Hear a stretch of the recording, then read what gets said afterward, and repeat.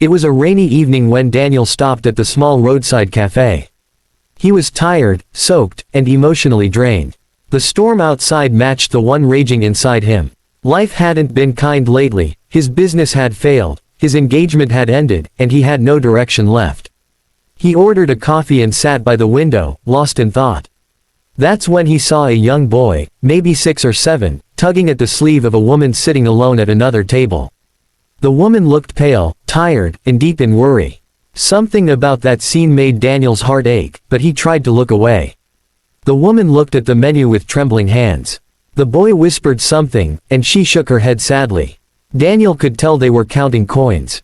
The waitress came, and the woman quietly asked for just one sandwich.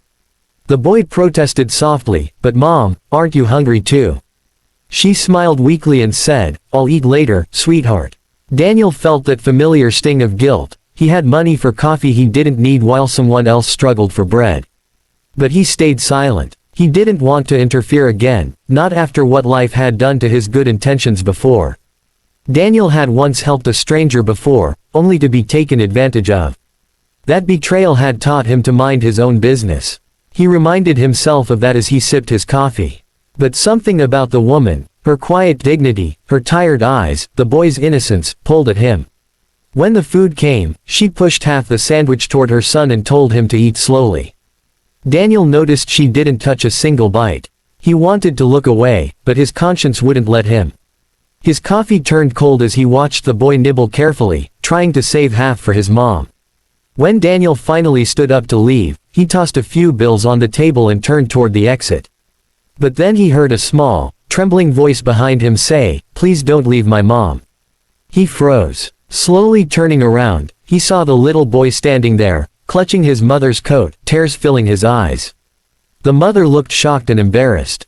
"I'm so sorry," she whispered, "he didn't mean to," but the boy interrupted, "You look like my dad, he left, and Mom's been sad ever since." Daniel's heart clenched. He hadn't expected that, not tonight. Daniel knelt down to the boy's level, unsure what to say. "Hey, buddy," he said softly, "I'm not your dad." The boy nodded, wiping his eyes. "I know, but Mom smiled when she saw you." The mother's face turned red. "Ethan, please," she whispered, trying to pull him away. Daniel looked at her. Her eyes were tired, yes, but full of strength. Something inside him broke. He could have walked away, but for the first time in a long while, he didn't want to. "Can I buy you both dinner?" he asked quietly. She hesitated, pride and need warring in her eyes.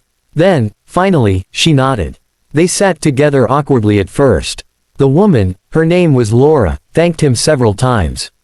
Daniel brushed it off, saying it was no big deal. But as they ate, the tension melted. Ethan began to tell stories about his school, his dreams of being a pilot, and how his mom made the best pancakes in the world.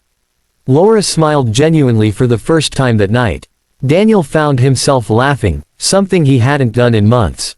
The cafe felt warmer. The rain outside no longer sounded lonely, it sounded peaceful, almost healing. As dinner went on, Daniel learned that Laura had lost her husband 2 years ago in an accident. Since then, she'd been working 2 jobs to keep their small apartment. Tonight, she had just gotten off a long shift and didn't have enough left for both of them to eat.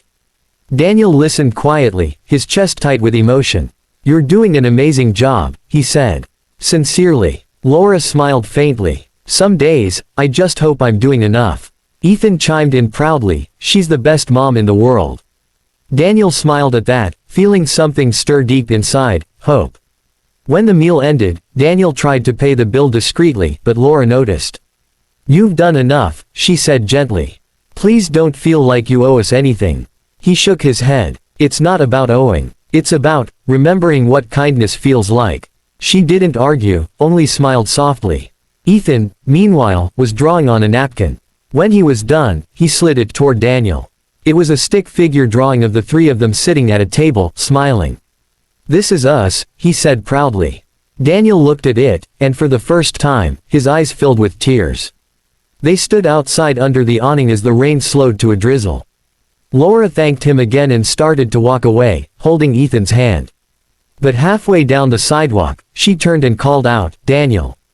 Thank you, for not walking away." He smiled faintly and waved.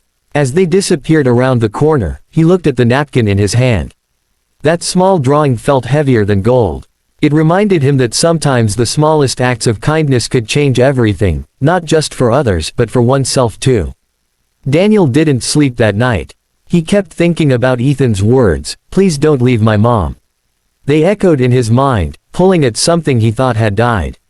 He realized he'd been running from people, from emotions, from connection. But that night, a child's simple plea had stopped him in his tracks. By morning, he made a decision. He couldn't just walk away from what felt like fate.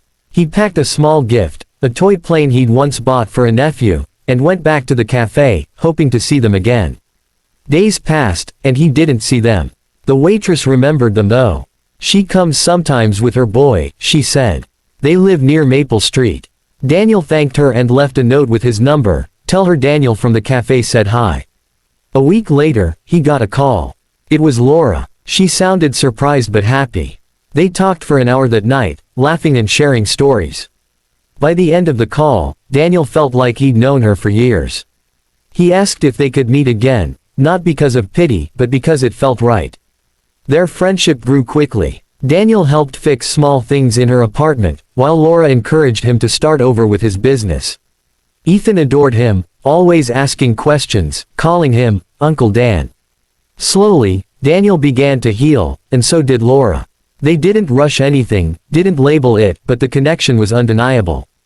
It wasn't built on rescue or sympathy, it was built on shared pain, understanding, and new beginnings. Daniel realized that sometimes, walking away is easy, but staying, truly staying, is where life begins again. Months later, Daniel found himself at the park with Laura and Ethan. The boy was flying a small toy plane, the same one Daniel had given him.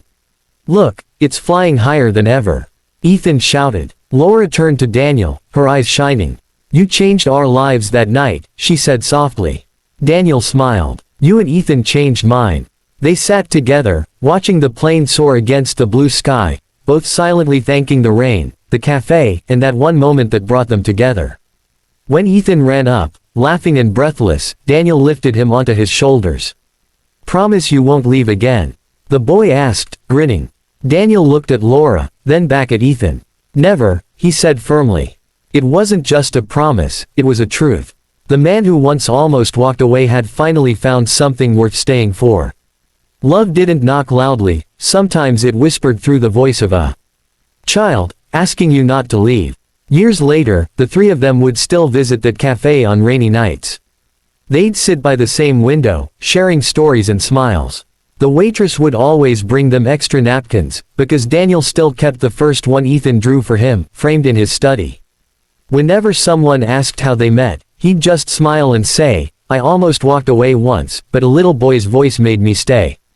And every time it rained, Daniel felt thankful that he didn't. Subscribe to this channel and like it, thank you.